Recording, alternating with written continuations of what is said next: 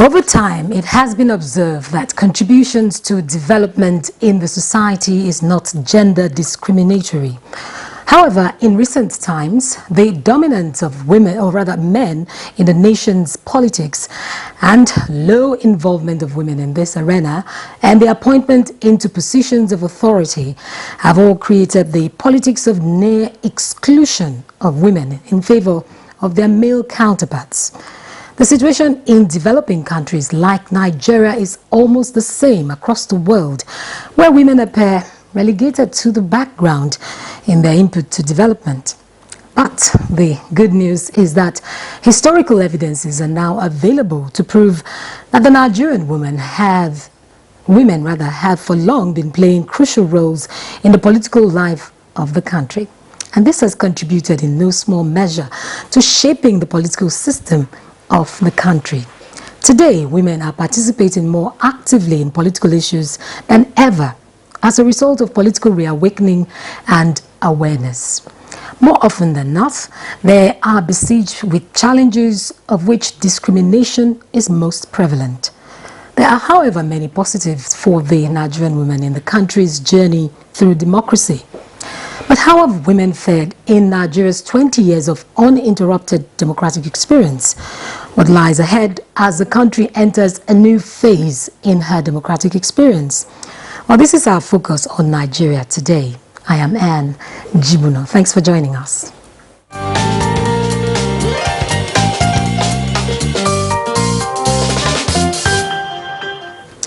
With me in the studio to further speak on women and 20 years of democracy is Laraba Shoda.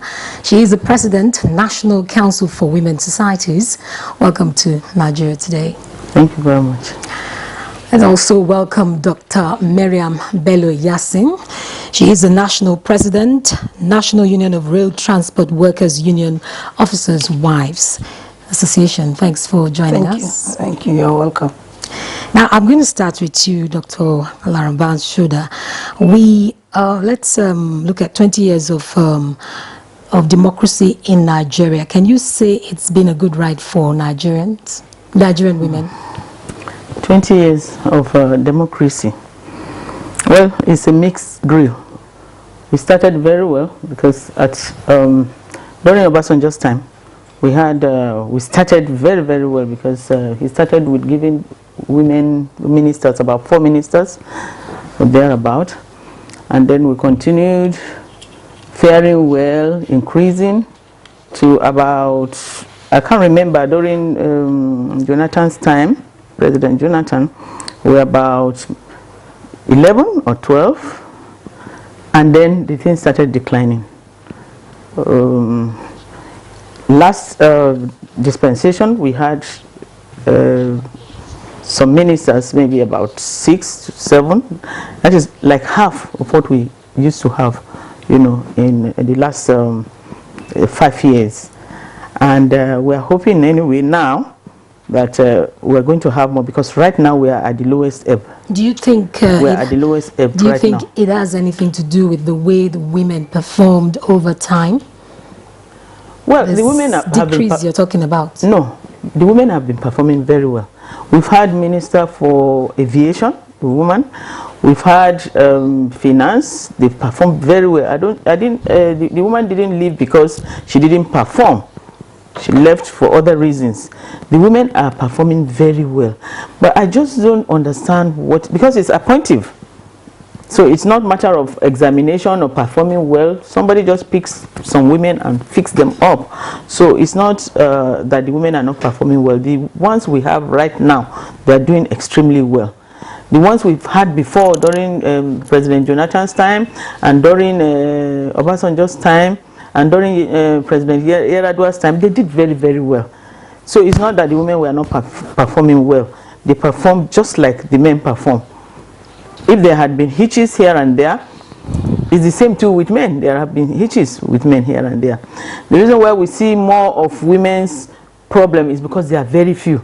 The men are many. Where you have like 20 men and you have 5 women, of course, if one woman misbehaves, you will believe that the women didn't do well. Okay, let's hear Dr. Miriam Bello Yassin's comments now on this issue. Thank you, Sister Jibono. The problem is that when democracy was introduced in 1999, we thought that was an opportunity for us to come out and get a better share. But along the line, it wasn't how rosy it was. It wasn't how we expected it. It wasn't as rosy as it was. Because when Obasanjo came to government, he had the intention of assisting women, bringing them in, because we've been agitating for the affirmation action. 35, 30. Affirmative action, yes. Yeah. In Belgium, when the wife of Sana Abacha, Hajia Mariam Abacha, took the women for the Belgian conference, and it was agreed at that place that women are going to be given 30% affirmative action. So, but then later it moved to 25. But I don't think we have achieved up to 5 since it's all started. Women have tried all they could. They put in a lot of policy, a lot of programs on ground by organizing sensitization, empowering women and talking to them. But then this hasn't yielded anything much. So although when we started, it was, we were rising, because we can even see some number of the women in the parliament. We had some 3. Later, 1999, till it came to 6, 7, and later it breaks down. Let me take you up. Let me take you up on the affirmative action. Some have said that this will compromise merit. What do you think? What's your take there? We are competent. We can stand any test of time, madam. I don't think it's based on whether it's on merit or not. The men are not greater than us, and they are not better than us. We can perform wonderfully well. If you see, during the time of Obasanjo, we had a lot of women that did their best. They put in their best. We experienced the same thing when Musa Yar'Adua was there. But when Jonathan was there, a lot of them did very well too.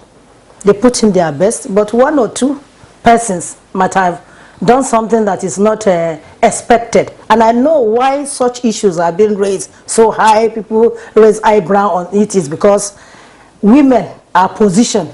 We're supposed to be mothers. We're not to be found wanting in such kind of dirty deals. That is why some of them that got themselves involved in dirty deals were insulted. A lot of things happened, and they had to leave the country and all these stuffs like that. But women really tried, and they did well. Okay. But where we had issues are where men, they scheme us out. Anytime there is a political process that's supposed to come in, there is electoral process that is coming in. Especially, let me give an example of PDP.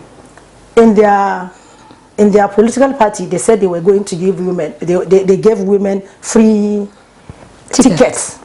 But that is a great gift. It's not really free per se, because they knew the women will not get there. They just use that one to cajole us. At the end of the day, they start using zoning and their primaries, concession. All these things play out. We knew it was a game that we're playing. Okay, now let me talk to the President, National Council of Women's Societies. Now, she mentioned, she raised issues about discrimination against women. Where are women with regards to this in Nigeria today? How is it? How bad is it? Well, or how good is it, rather? Let me first of all say that you mentioned something about affirmative action.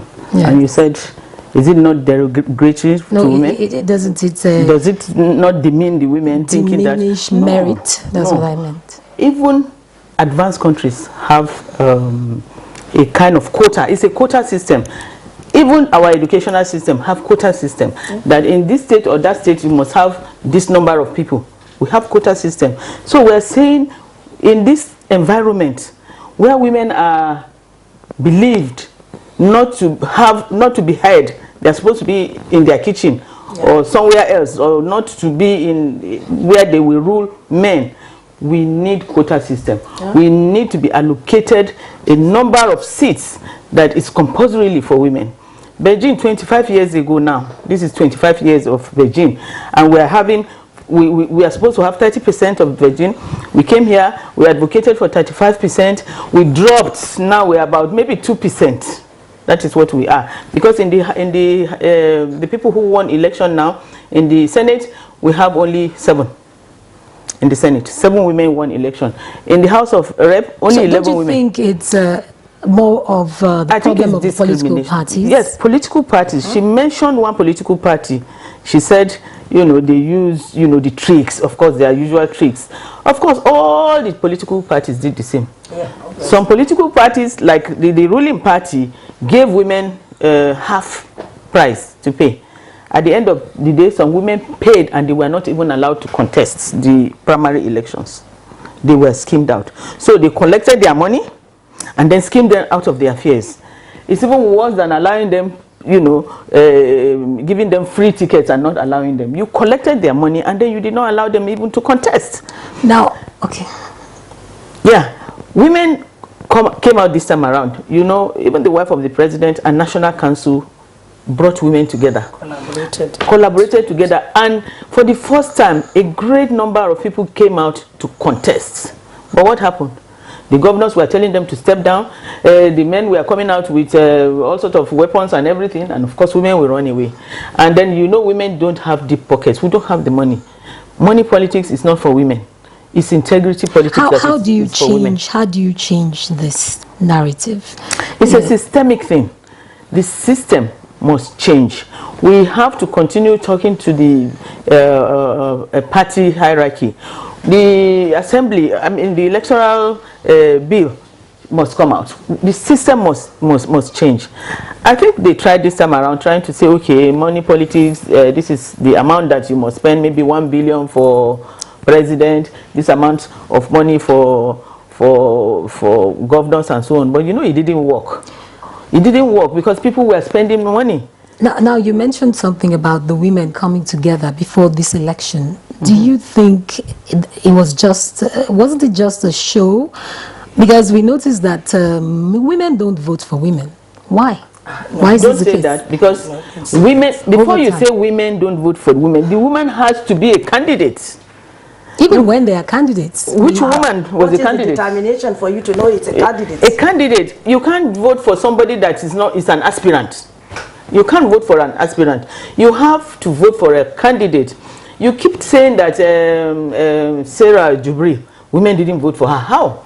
She has never become a candidate. At the primary levels, they drop her. She has not become a candidate. The only person that became a candidate withdrew by herself. Maybe it should have been a test that she contested as a candidate, and she will see whether women will vote for her. I believe that if we have a credible woman and she becomes a candidate, I think women will vote for them. But you people mix everything up. Primary election is not the same as proper election. All right. Well, let's take a break now to listen to what Nigerians have to say as they had this interface with Daniel Adiri.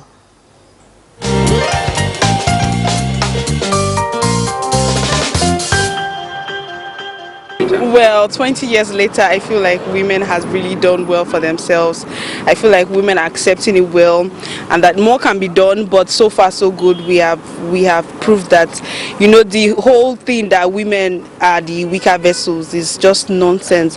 And women have really proved that over the years, like 20 years later. And even now, young girls, everybody is aware. Women are becoming more aware of themselves in times like this because of the people that have done well.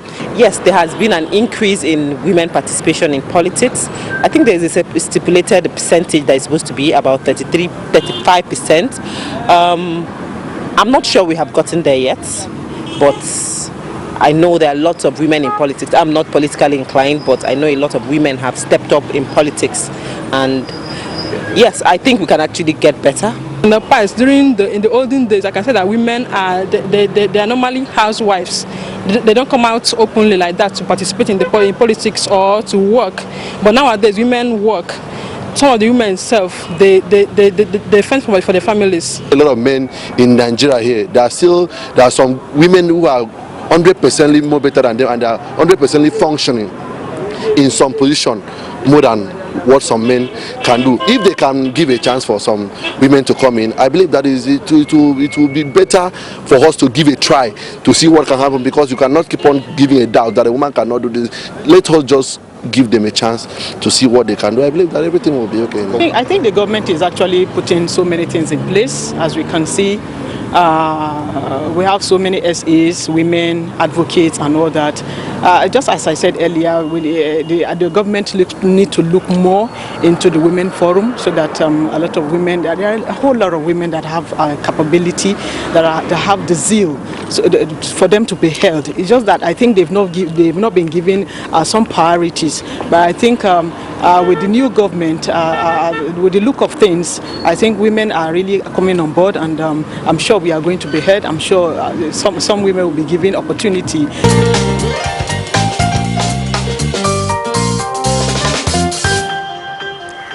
Nigerians speaking on women and 20 years of democracy. You listen to Nigerians. What do you think of their comments on their this comment issue? is quite good. They have hope. And with the new dispensation, we are looking forward to what the president will announce on June 12th, because we thought he's going to do that on the Democracy Day. Well, we expected him to make some statements yesterday. He didn't say anything. We only rejoiced with him, and we all went home. But by June 12th, we'll be expecting his comments, and those appointments will be out then. Okay. But then let me come in a bit. There is the issue of this intimidation, you know, from the men. When women came out this time, they came in full force. Even we had young ones that joined them. They hadn't money, which Madam had earlier said. Secondly, there was this hate speeches that were very, very hot. There were a lot of character assassinations and a lot of things that were negative, and it scared our women. Some of them running. And some of those people that are even, that step ahead of the primaries, they had the intention of coming, but they were warned. There are intimidations. They threatened them. Now, if they come out, they are going to be in soup. Now, so they had to save for their life, because I was even expecting Ezekwesili to come out. I didn't expect her to be among those who will drop on the road. I had expected her to come out because she has the zeal. Women love her. We thought she could make it. But she dropped. I'm sure she was intimidated. Now, and there are a lot of threats to their life. Now, let President NCWS, these issues are not new. They've been with us for a very long time, like during the pre-independence era. I'm going to list some names of women that really stood their grounds. We had people like women like Mrs. Margaret Ekpo, Mrs. Janet Mokelu, Miss Young, Mrs. Fumilayo Ransom Kuti, though she wasn't a full-fledged politician, but a very strong force to reckon with. Hajia Gambo Sawaba. Do you think we still have this kind of women who stay there, who stand their ground, and make their voices heard, despite the opposition, despite the challenges, and stare the lion in the face? Do you think we still have these women? Those women really tried. It was in the formative era, when women, a lot of them came back from studying abroad, and they brought back activism. They wanted to liberate Nigerian women. They wanted to wake up Nigerian women from their slumber. I remember the story of Ransom Kuti's wife. She was an activist. She was a woman who brought all women together, and she was teaching them literacy education. She was showing them how to do accountability in their marketplaces, trade groups, and so on. Margaret Ekpo, also another activist, another politician, another person who also stood for women's rights. And she's a very staunch member of NCWS. They are the people who started NCWS. All those women you mentioned are the people who started all this activism you are seeing. They are the people who started saying, government, you must recognize women. They are the people who said, okay, there must be an umbrella body for women groups. They came together and advocated to government, and that is how in 1958 NCWS was established. So these women are the people who just came and made sure they opened women's eyes to politics. And that was why, even during that time, you remember the Aba riot. It was because of oppression, men oppression on women, overtaxing, multiple taxing, and the women said, no, it can't happen. Okay. And they reacted. So they were people who actually started the activism in this country. Now, Doctor, let's look at lobbying. Do you think women need to change their strategy, to lobbying for some of these things, rather than using maybe violence or pleas and... I want to suggest that we should form a formidable ground. Number one, political parties that we have now are too many, and we spread ourselves all over. That one is another challenge. If we have like 4 political parties, and within these 4 political parties, most of the women will be all around inside, we can have debate and discussions on politics and policies of government.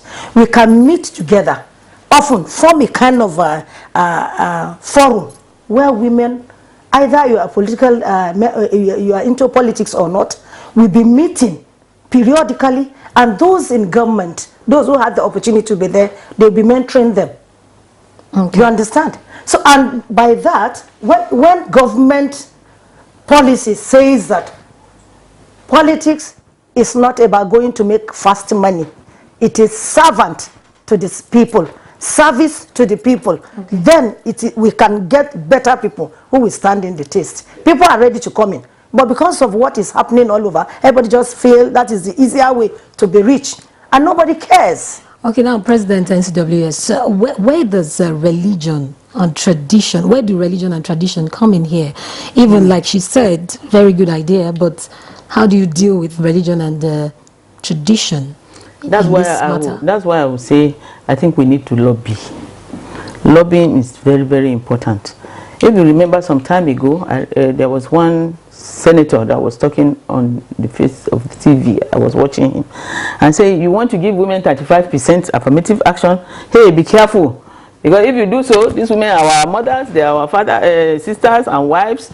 They will take over the whole assembly. So that is how men feel about women. So we need to lobby. We need more men on our side to support us.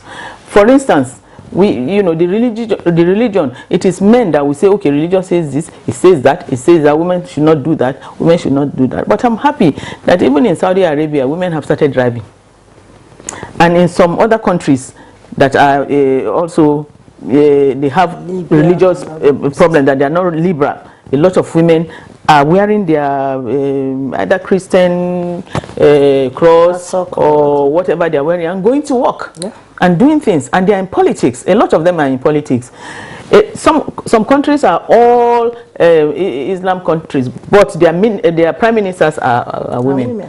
So if we have those type of things, we must lobby our husbands, because they are the ones that will help. If we don't lobby the men, it will be very, very difficult for us to get to where we're going. We need to lobby these men. We need to talk to them. You had one man that was talking on the street. He said, let's give the women a chance. And I saw somebody that was frowning his face inside this room and said, this man must be crazy. You understand? So things like that. I think we need to lobby. We need a lot of he for she's. Yes. Men that want women to be there. So we need to have more meetings with men than even women, because a lot of women, you have meetings with them, the next minute they run back home and they say, my husband, this is the type of meeting that we had today, and then the men will go somewhere and gang against the women again. Okay. And then we have problems. That's what happens. Doctor, your final comments, please, briefly, please. Well, I think women should go beyond, we should get ourselves involved into even campaign. After lobbying, we need to lobby. And while we are lobbying, let us practicalize ourselves, because you comfort ourselves in the best manner that is accepted by both religion, whereby women will make sure that if you are given the a political appointment or whatever, you make sure that you don't flaunt yourself anyhow, you respect yourself, and whatever you are assigned to do, do it diligently. Be a model before the other women, so that we not kill other people's talent and opportunity. If you do the best, you do your best, and you do the right thing, everybody will see you as a model, and more women will come out But because they give some people opportunity and they messed up. Okay. So it has really affected women. Men. Yes, men. It has really affected us that men gang up to make sure that we don't get there. Therefore, they don't want us there. So now we added more salt to injury. Okay, So that is what I must stop here and very briefly, President. Yes, very briefly, 30 seconds. Please. Okay, I'm thinking that the president should change the narrative. I believe that it is women that will take him to the next level. Inshallah. So this time around, he should put more women in his cabinet to compensate for what we have lost, and we are promising that we will take him to the next level. Okay, thank you very much, Lara Banshoda, President, National Council for Women's Societies, for joining us today. Thank you. Thank you so much. And I must also thank you, Dr. Miriam Bello, President, National Union of Road Transport Workers, Officers' Wives Association, for making our time to be here. Thank you so much. Well, that's it on the program Nigeria Today. Remember, you can watch this edition and any other edition online at www.youtube.com/NTA News 24 Hub.